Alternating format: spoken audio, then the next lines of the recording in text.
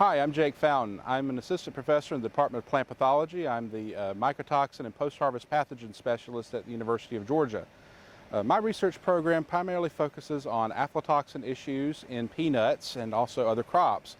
Overall, our lab is working on a few different research directions to try to mitigate aflatoxin issues. It includes host plant resistance, so improving our varieties primarily through looking at wild relatives of peanuts to see if we can bring genetics in from those wild sources and improve the resistance of peanuts that we grow every day to aflatoxin issues.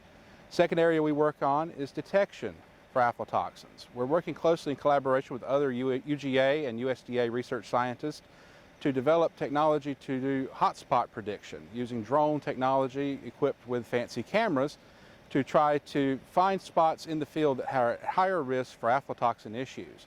My lab is also working closely with this group to try to look at the soil microbiology associated with those hotspots and see if they're at greater risk for having isolates of the Aspergillus fungus that make more amounts of aflatoxins.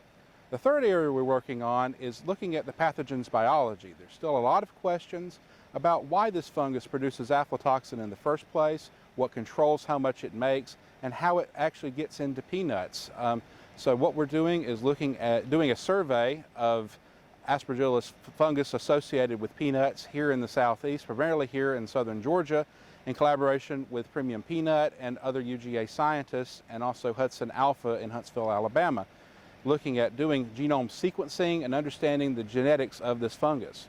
And finally, we're looking at biotechnology. Right now, GMO peanuts are not something that the peanut industry here in the U.S. is really exploring using due to export concerns and public perceptions, but the technology that's used in GMOs can be very useful for aflatoxin prevention.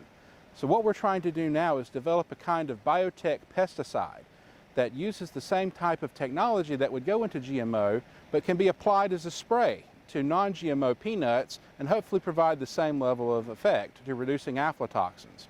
Overall, this year we're looking at a pretty good crop with reduced aflatoxin risk.